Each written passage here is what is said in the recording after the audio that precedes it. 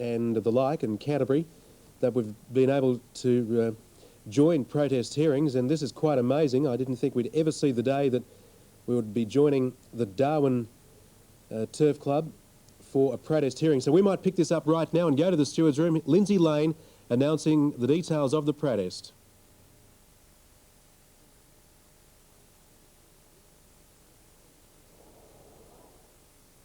Okay, we seem to have lost the audio line at this stage from Darwin, but we'll just have a look at the details whilst we endeavour to get this audio line. Now we're looking here in the centre. It's Paul Denton in the middle here on tight embrace, endeavouring to get a run between the early leader number 4 in the race, Hilla Mays, and the eventual winner number 3, Centenary Express, Gary Clark, on the outside. You can see that Denton was cut out there on tight embrace. He elects to go back to the inside with at least 200 metres to run. So Paul is claiming that that split he went for in the early part of the straight, the interference was caused by the winner. He may well have thought that the third horse contributed to it, but all in all, he has beaten the third horse to the line, so he's alleging interference from Centenary Express and Gary Clark in the steward's room. So we've got Paul Denton there on the centre with the white shirt on, without any colours on. And of course we have Gary Clark there in the yellow colours, and they are now discussing the interference. Unfortunately, we don't seem to have any audio of the protest hearing, but Paul Denton is certainly outlaying his claim. All right, Matt. Well, unfortunately, no audio of this, but that's a very interesting protest, and there wasn't much between them at the finish, was there? No, you're right, Hilton. Yes, the official margin was less than half a length, so it'll be interesting. But I think you've just more or less summed it up over the last couple of minutes. Terry Lillis is with me from Centrebet. He's been coming to Darwin for quite some time. In fact, we just looked at the past list of winners, Terry, and we went back to 1973. 1973, that's right, Matthew. I've been coming along, and I love coming to Darwin this time every year. It's a really fun thing to do. How long have you been up here in '98 for the carnival this year? I've done the last 6 meetings, including today, so I've got a pretty good idea of the form. Mm-hmm. We've had some small fields too. Who's been winning, the punters or your mob? Well, it's about level pegging at the moment. Today's the decider. Okay, let's just have a look at your top 3 chances in the Carlton Darwin Cup this afternoon. You've listed Dynamic Tycoon as the early favourite at 7-2. What was his win like in the Derby? I've heard varying reports. I heard he was getting tired in the end of it. He was getting tired, but you could probably get a form line a bit later on the day when you see how Steve Payner's horse goes, the top weight that finished second to him. That horse being Star Bullet. If Star Bullet wins easily today, well, you'll know that it's not a bad form line. Okay, Terry, Touch of Fantasy, the only mare in the race. She was well fancied at the Calcutta. You've got her at 9-2 second pick. Yeah, I'm keen to lay that mare. It's a pretty warm day here today, and I don't think she's all that well treated today. Okay, and Belial at 5-1. Now, what do you make of Belial? Well, Belial I give a good chance to, and so do her connections. The connections have claimed me to win 50,000 with this horse today, so they're obviously pretty keen on its chances. Okay, and what your overall tip in the Darwin Cup, is there anything capable of an upset? Oh, I think this is a very wide open race, and I'm bunching 3 together here: Royal Consort, Yellow Limit and Daybreak Treat, and I think the winner will come from those 3. And what about the meeting today? Is there a standout special across the board? I think Jim Cassidy will just about get away with race 4, I think it is. I did like National Hero. I thought he would probably be my best bet for the day. Okay. How's things back at headquarters, back in Alice Springs at Centrebet? Jared Daffy and the boys, they're looking after things while you're away? Well, Jared hasn't rang me. I don't know whether that's good news or bad news, but I'll think the best. And Terry, how did you come through the World Cup soccer? I mean, there was bets when I was there in May. There was bets coming from all across the world to get on for the World Cup. It was probably one of your busiest periods of the year. It certainly was. The busiest time we've had in the 6 years we've been operating, and I can't wait for the next World Cup to come around. And what sort of a result was France? Was that a little bit rough? It was okay. It was second favourite. It was a bit of a chop out, but we got a few quid along the way. Okay. Much early interest in the Cup at this stage of the day? Well, apart from Belial, it's been reasonably quiet today. Okay. Well, good to see you here. I know you've enjoyed it. When will you be heading back? I'll be packing up and gone with the Sparrows in the morning, Matthew. Okay. All the best. Thanks for dropping in and saying good day. Might see you at Alice Springs next year or maybe back here. Thank you. Okay. Terry Lillis there from Sedabet. He's on his way back to the stand now. 7-2 favourite. He's got Dynamic Tycoon, Touch of Fantasy at 9-2 and Belial at 5-1. They're the three that he's listed at the top of his market for the Darwin Cup, but who knows, there could be a big plunge between now and then. We'll let you know if there is. Back to you, Hilton, in the meantime. Seems like connections of one of those runners already issuing the challenge to Terry Lillis, trying to take 50,000 off him. But the way Sedabet's going, I don't think that will hurt too much, even if they do. Let's have a look at the update for the Sunshine Coast Race 4 and Hope. All right, Matt, any result of that protest yet from Fanny Bay? No, Hilton, I haven't heard any sirens or any buzzers or anything like that, but it can't be too far away. They're about to reconvene and deliver the verdict on that protest second against first on race 2. While we stand by for that, Brian Blackmore is with me. Brian's one of the many visiting race callers from around Australia who have come up here to work, if you'd call it that. Brian, you weren't complaining about the trip, though, being on duty at Darwin, were you? No, I'm not, Matt, and good afternoon to you. This is year 10 for me, and it just gets better every year. 10 years coming to Darwin, is that right? Yeah, it seems like yesterday I came up here the first time and saw Brinny win the Cup, but that was for my first trip here, and it just keeps on getting better every year. You know, the stand and all that wasn't here before, it's just such a remarkable place, and, you know, there are 3,000 or 4,000 people from the southern states come up here, and, you know, it's... And you wonder why, don't you? Absolutely. And John Russell, you've got a few years to go before you break his record. He's up to year 27, Brian. I don't think I'm going to catch him, Matt. No, because he's going to keep on coming. Although he's probably going to hand up the binoculars next year, he'll still be coming to Darwin, which is good news. Well, speaking of that, Brian, John Tapp called his last Metropolitan race at Rose Hill on Saturday afternoon. He'll call his last ever race at Coffs Harbour on Thursday. How many times have you met Tappy in your career? Tappy, well, we go back a long way, back into the late 60s. I used to come up to Sydney, of course, to do the Melbourne Cup meeting for Des Hoisted, who was down in Melbourne on the old 2UE days. And that's where I met up with Tappy, and we've had some terrific times, both Tappy and Rabbit Warren and the rest of them. So a lot of years, Tappy, and I do... OK, protest dismissed there. I didn't get an opportunity, of course, on Saturday to give my best wishes to John. I can do that now, and he's just been such a remarkable caller and such a great ambassador for racing. We're going to miss him in the race calling ranks anyway. Absolutely. You know what these busy days of racing are like. Now we're set at the Sunshine Coast, so good to see you, Brian. Okay, protest dismissed. Here's the coast. Adele Cargo out wide began well, showing some speed to the inside was... Centenary Express at 680, 880 and 795. Over 1 Tight Embrace and 4 Hella Maze. Trifecta's 63.90 Victoria. I think you'll find that will also be a territory dividend. 64.40 New South Wales, 82.60 in Queensland.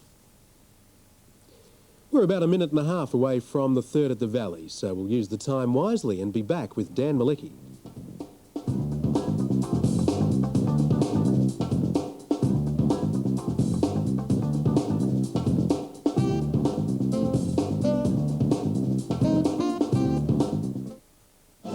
Sunday, August 6th.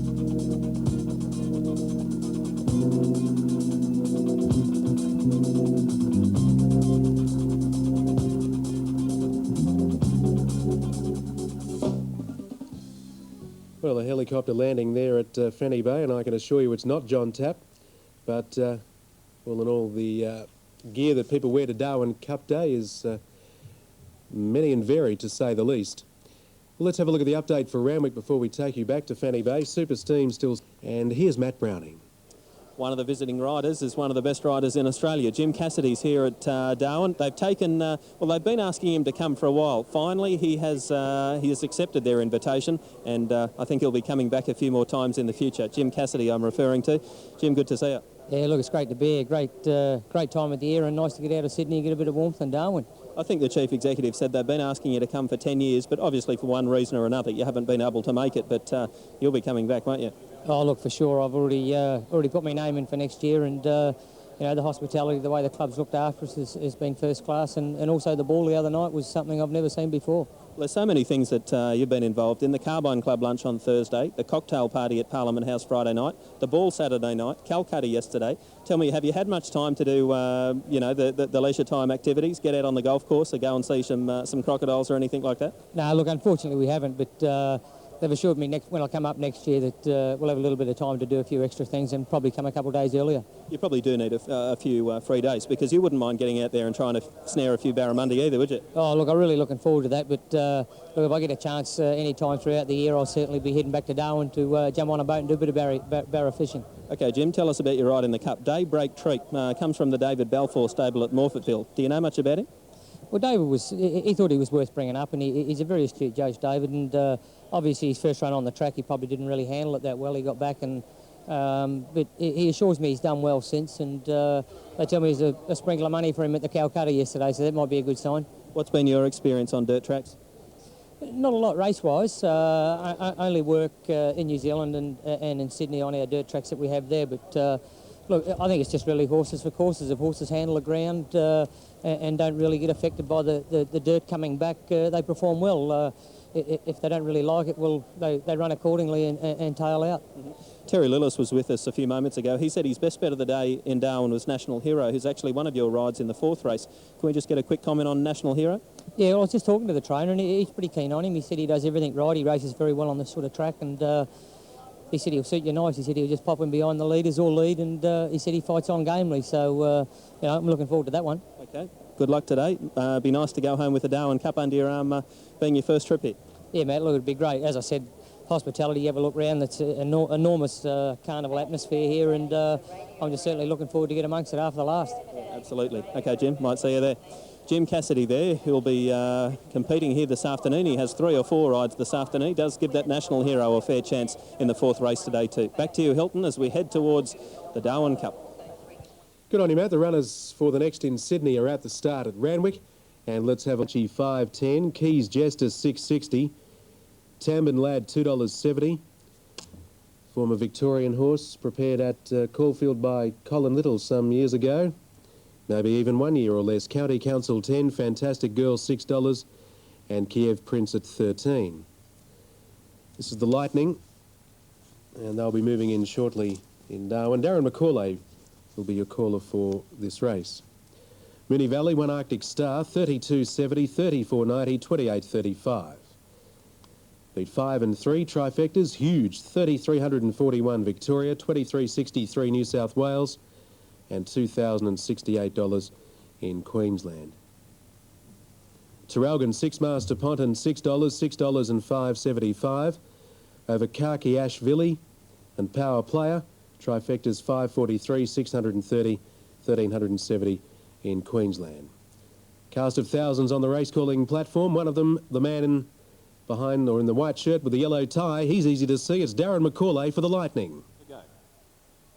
The Wolf Flash Lightning Plate for 1998.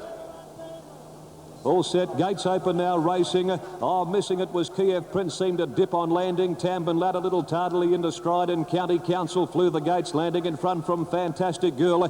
Cassidy got out in an awful hurry on Gold Apache, going up 3 deep, back on the inside then Keys Jester, followed by the stablemate Dry and Sober, and then about 2.5 lengths further back in the field too, on the inside Kiev Prince, and the favourite is next to last, Tambin Lad being urged along at the 500 by the Gouch.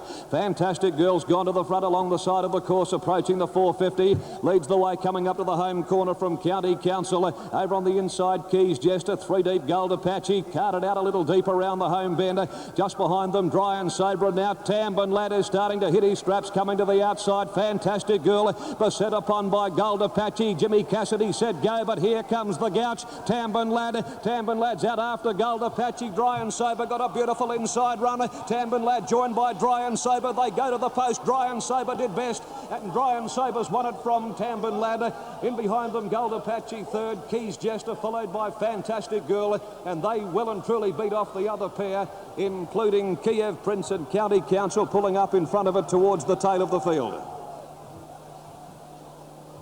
Dry and Sober, Steve Burrows, got a beautiful inside run. Has gone home too well to take out the Wolf Blast Lightning Plate. Tambin Lad run off his legs early. The speed was a cracker, 58.85. The time only a 1/10 of a second outside of the joint record of Jamie Sun and Smithy's Pride. Dry and Sober was parked in behind them. Had a perfect run for Steve Burrows, who's ridden in great form.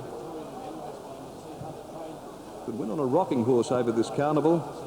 And Dry and Sober has got there from Tambin Lad, who peaked on his run about 50 metres from the post. Gold Apache, carted a shade deep, rounding the home turn, has battled on into third place. Number 1, Dry and Sober. The winner of the Wolf Blast Lightning Plate for locally based trainer Ken Rogerson has run a time a tick outside of the course record. Steve Burrows in the saddle and made light of the 57.5. And that's his 18th win in 60 appearances. That victory this afternoon pushes his prize earnings up just short of $100,000. A copybook ride by Steve Burrows for the Ken Rogerson stable. The winner is number 1, Dry and Sober, a 7-year-old bay gelding by Sober Star out of Galika Rose, owned by Miss C. Hunter, prepared in Darwin by Ken Rogerson, ridden by Steve Burrows. Second is Tambin Lad, shooting for his second successive Wolf Blast Lightning Plate.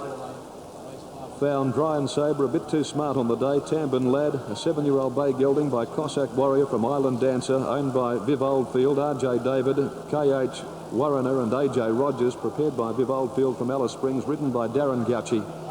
And All right, 58.85 the time, and Dry and Sober winning the Wolf Blast Lightning Plate. Doesn't sound right, does it? But is true. 790 Super Tab, 1070 New South Wales, 660 in Queensland. Steve Burrows, of course, many years ago riding at Newcastle, and he went to the Territory and has stayed there for many, many years. But he hasn't found a good hairdresser yet, has he? Sunshine Coast Race 5, number 3, Bold Chariot is the late mail from Scott Seymour, a last start winner of a Class 3.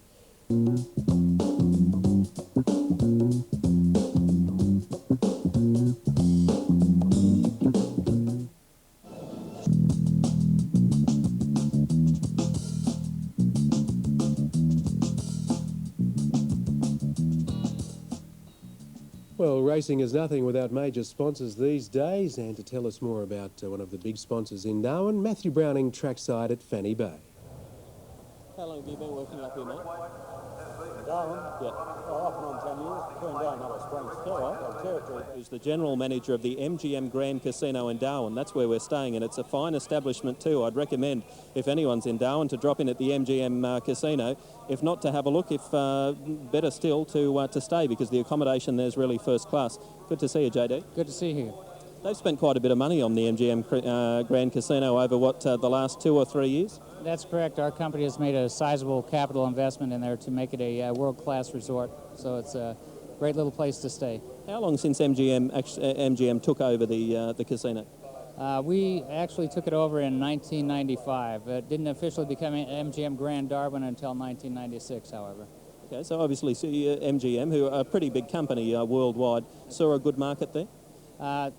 We did see a good market here, and certainly our initial focus is internationally. We've had a little bit of a downturn in our international play with the Asian situation, but we expect that to turn around as well. In the meantime, we have an excellent local market, and we're doing very well. It's interesting, but it's good to see that there's a bit of a relationship between the casino and the race club. I mean, at the end of the day, I guess you're competing for the gambling dollar, but still you've been able to sort of cross-promote. Yeah, actually, it's part of being a part of a great community here. The Darwin Turf Club and the casino have an extensive history dating back some, I believe, 14 years, where they've always been hand-in-hand in events such as this. So we're just carrying on a great tradition right now.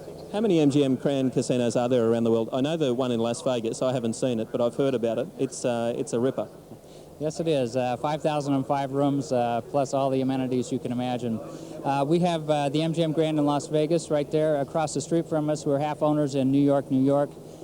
We have just been licensed to open a casino in Detroit, Michigan. We have options in Atlantic City, and we have holdings in South Africa. So we're pretty much all over the world, as well as right here in Darwin, Australia. Okay. And JD, just before you go, I have to ask you, whereabouts are you from in the States? I was from Las Vegas, so I'm about 16 hours away by air. So you've had a bit to do with casinos if you come from Las Vegas. Yes, I have. I've been in the casino industry actually for 25 years. Thanks for coming and having a chat, and thanks for putting us up at the MGM Grand Casino. It's great. My pleasure. Thank you very much. J.D. Clayton there, a former Las Vegas gentleman, but now here in Darwin. Probably similar conditions, very warm, sometimes a little bit humid during the wet season. But the MGM Grand Casino, great place to stay, and Hilton, a great place to have a bet.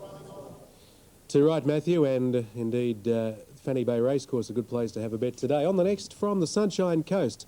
But the biggest monitor today I have ever possibly worked with. It's gigantic. They've got the giant screen over in the infield showing all of the action. I'm up there on screen at the moment. It's a beauty. And the Darwin Turf Club and the crowd are, well, they're loving it here this afternoon, the big screen. I've got Dwayne Dunn with me. Dwayne up from Adelaide to enjoy this carnival. Good to see you here, Dwayne. Yeah, it's great to be here. You didn't pick up a ride initially in the Cup. You've picked up one late in Lord Matthew, the Emergency, but you couldn't organise a ride in the Cup? No, well, we'd never really had a big intention to ride in the Cup. We just mainly come here for the invitation race, and yeah, I found out this morning, I was sitting in the sauna actually, that I've got a ride in the Cup, and it's only got 52, so if I keep standing in front of these lights, I think I'll ride at 51. I'll be down there with you if I stand under them any longer. Zillionaire is your ride in the Ansett Australia invitation. All jockeys yesterday afternoon were drawn at random at that, so no one organised a ride or anything like that. But have you spoken to the connections about Zillionaire since you drew him? No, I haven't, but I've just been back through its form. It's always thereabouts without winning, and hopefully today, 1300, nice sort of a run. There'll be plenty of speed on, and hopefully we can turn the tables and get it over the line. What about in the Mercedes-Benz handicap? You're riding a horse called Bill's Preference, trained at Darwin. What do you make of him? Yeah, don't know a lot about the horse. It's pretty hard to line up these form when you don't race with it all the time. So we're just going to have to wait and see what the connections want us to do. I've been looking at this race book for the last couple of minutes, trying to find a wrap for Lord Matthew, who's the Emergency you've picked up in the Cup. 8 out of 8 at Darwin last start, 18 out of 18 at Sandown, 3 starts back, and 6 out of 10 at Darwin. It's pretty hard to find a wrap for him. Maybe he's by Danehill. Yeah, well, I said that to Darren Gouchy this morning in the hotel room. I said the only thing we've got going for us is that it is by Danehill, but I think you're sort of telling me that I need a bit of luck, and good luck. Well, is there any possible chance? Do you give him any hope, Lord Matthew? Have you spoken to the connections? Is there stable confidence? Have you got a wrap for him at all? No, I haven't, but sort of going back with his Melbourne form, he wasn't that bad. Like a couple of them races that they set him for, he did win and win nice when they wanted him to. So we're just looking for a bit of that to come out, and hopefully things can go away. On Friday was the last day of the season. You've picked up the Adelaide Jockeys Premiership finally. You've been trying to do it for quite some time, so congratulations on that achievement. Yeah, well, thank you. Yeah, it's taken me 5 years to really knock that on the head and get it. I've been runner-up 5 other occasions, so it's great to win the premiership, and hopefully we can do it again. Okay, good luck for the next season, Dwayne. Yeah, thank you. And good luck today. Maybe Lord Matthew might come through and provide a big upset in the Darwin Cup. Maybe not. We'll see how he goes. Anyway, Hilton, back to you. That was Dwayne Dunn, and we'll have more soon from the Fanny Bay Racecourse in the Northern Territory. We've got totes in the previous there, Matt, and the winner was Dry and Sober, number 1, paying $7.90 on Super Tab, $10.70 New South Wales and $6.60 Queensland. Over 6 Tambin Lad, 2 Gold Apache. The trifecta 61.60, 79.10 and 73.90 in Queensland. At the start, Moonee Valley, Gladstone Small for 6. Like I said before, many and varied are the get-ups for what you can wear to Darwin. We have a couple of genies, it looks like. I Dream of Jeannie. Trackside today at Fanny Bay. And it looks like champagne's popular. Or was that wine? Don't know. Having a good time of it anyway. Can't see any race books in their hands though. That bloke should give that woman a race book straight away, and a pen. First rules of attending Fanny Bay Racecourse. All right, let's take you to Moonee Valley. And Dan, I didn't remember, but thanks to old friend of mine, Jim Hines, ex-bookmaker and no doubt punting somewhere and watching the Sky Channel screen today, he mentioned that Storm Rider was the horse I was trying to remember of Noel Shin's back from the 80s, one of the few square gators that he has had. Do you remember Storm Rider, Dan? Storm Rider, 1977, won a feature race. I'm just trying to think, might have been even the Dullard Cup. And the colour and excitement of Darwin Cup Day in a moment.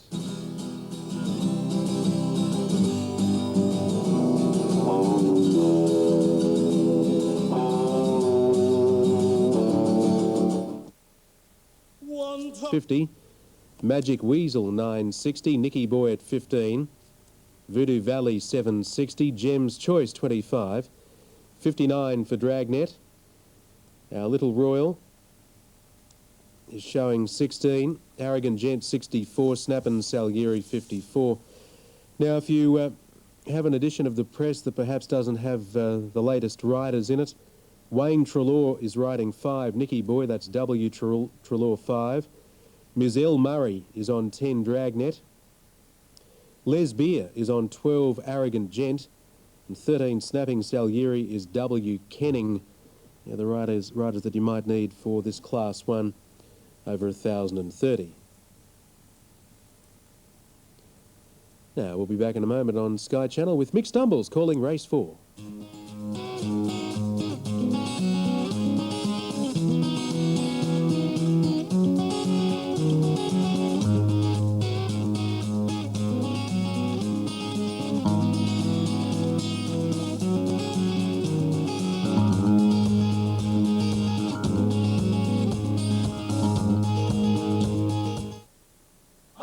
Moving in well, Darwin, race number 4, field of 11 to go, 1,030 the journey. Here's Mick Stumbles.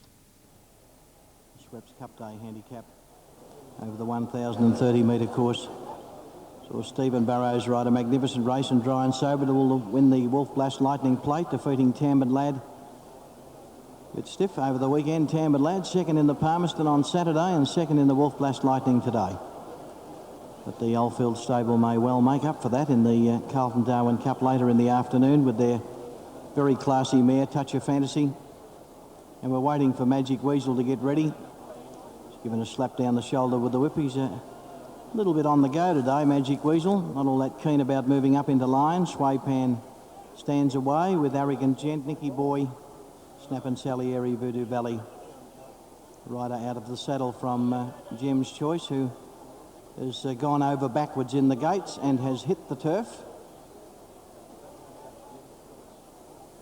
I think the vet might be having a look at this one. Doesn't want to get up, and they've lost the reins by the look of it. So there will be a slight delay. Gems Choice is laying on the ground directly behind the starting point and does not look real flash at all. I hope for connection's sake this horse is going to be okay.